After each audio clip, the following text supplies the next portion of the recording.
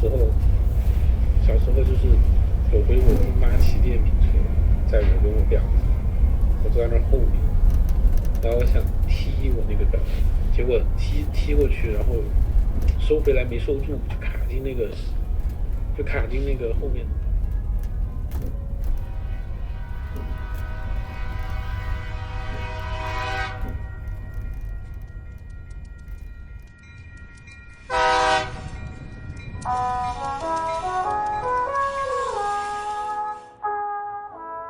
The weekend might be wonderful.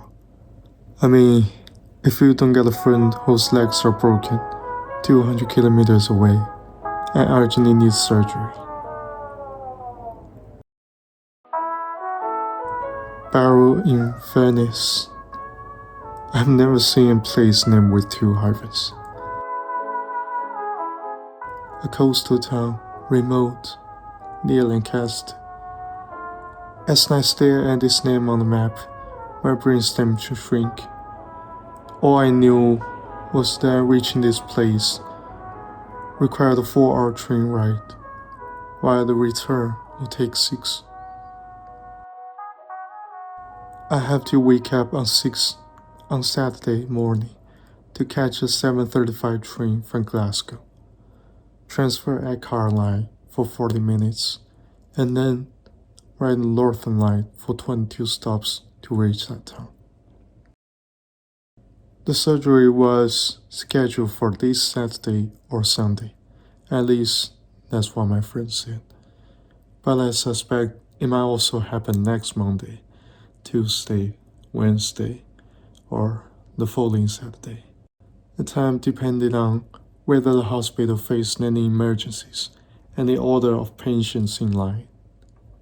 Though the patients lie scattered on the bed across various floors, the list recorded by the nurses helped them to stand up and queue up.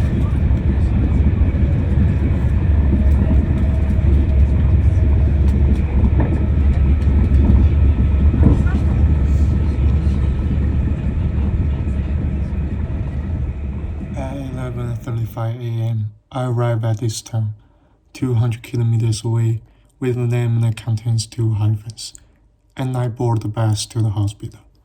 The passengers were elderly and they do not speak to one another.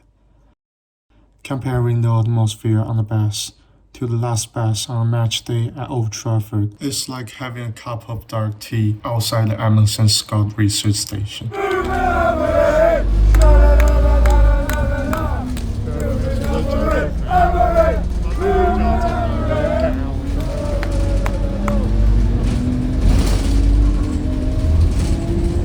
I leaned against the left window, gazing at the scenery of the town. Their gardens' walls were made of red bricks, and their houses followed the same style. Red houses with black painted roofs, white houses with black and painted roofs, and red and white houses with black and painted roofs. They could even paint their houses any color they like, such as deep blue. Then the bus passed by a vast grass field, where a middle-aged man walked his dogs, finally stopping at the terminal. Getting off, I found myself next to the hospital. Though the town is called Barrow in Venice, it is interesting that names of these facilities here hardly use the full name. Some include only Barrow, while others only Venice, like the hospital in front of me, Venice General Hospital. Upon exiting the elevator, I could see the sign for Ward 5, with bed 2 located inside. About 5 minutes later, my eyes were on that pathetic leg. 小时候就是有回我姑妈骑电瓶车载我跟我表弟，我坐在那后面，然后我想踢我那个表弟，结果踢过去，然后收回来没收住，就卡进那个后面的那个什么轮辐里了。然后它这就是你看，这其实一直都有那个当时钢筋那个什么轮子的那个钢筋搞进去。然后后来反正就是经常崴脚。初中不是崴了一次大的，就有回去放元旦还是什么，他们去逛公园，然后他们出去玩了，然后我在家里做作业，然后做的累了出去逛公园，然后一没注意就从那个楼梯上绊下来。After confirming that he was not having surgery today, I ordered fast food delivery for him. Then visiting hours at the hospital was ended. But I still got plenty of time, so I prepared to do the first thing I want to do in Barrow. Pay a visit to the seaside.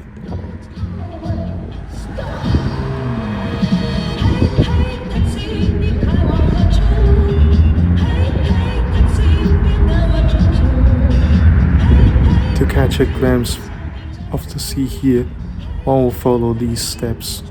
First, have a lasagna at an Italian restaurant, 15 minutes walk from the shore. Then, cross a bridge devoid of pedestrians. Pass through a factory with no one around, and finally arrive at a small cliff. 多少雨，多少雨，不停歇。阳光下，也无助，风雨里不畏惧。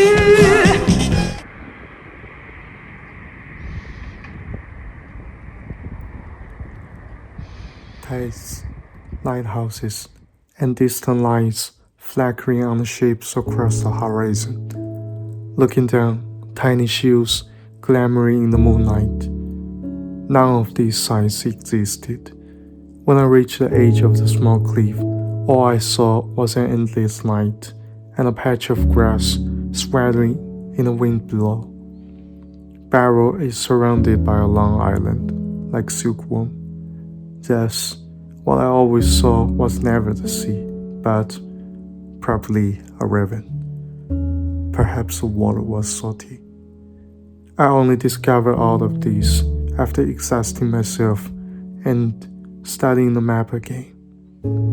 I began to hurry back, desperate to catch the last bus, returning to the guest house, which had the rooms similar to an American West film directed by an Italian.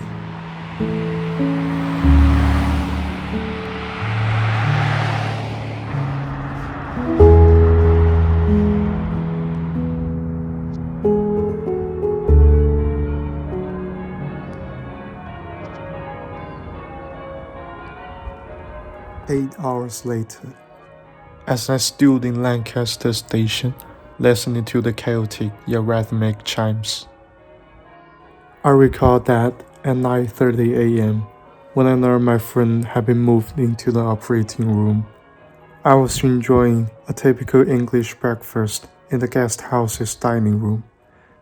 It was then I decided to take the opportunity to do the second thing I planned in Barrow.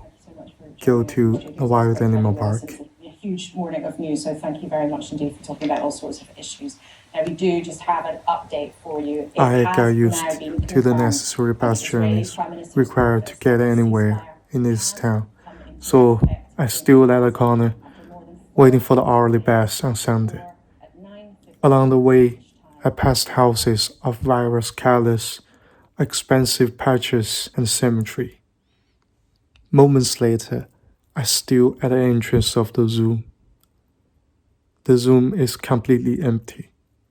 Later, I learned that they just closed the zoo the week before and relocated all the animals.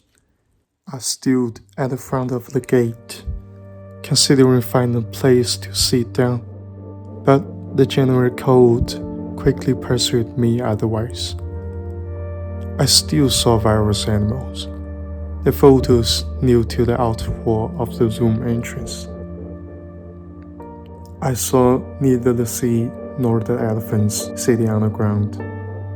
My legs were intact, yet I found myself unable to move. At 1:45 p.m., the unfortunate fella was wheeled back to Ward 5, returning to his designated bed too.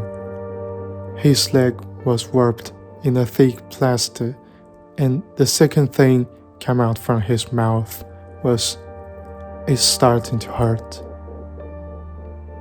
After setting him in, I have to make my way back immediately, as it will take 6 hours to return.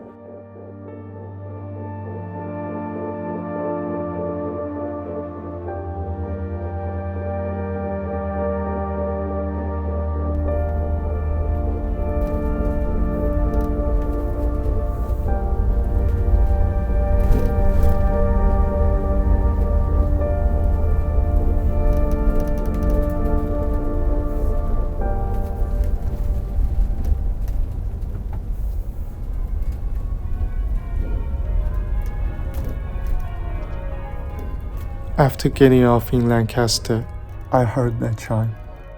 I was certain something was wrong with the clock as it continued to ring, essentially becoming a massive wind chime. I followed the sound step by step, distancing myself from Barrow in Furnace, leaving behind the sea that could never be seen, and departing from the animals that didn't require to migrate by themselves. But the unfortunate man could not escape his broken leg, just as the train car accurately and relentlessly crushed every sleeper. And I also could not escape the futility that awaited me in Barrow.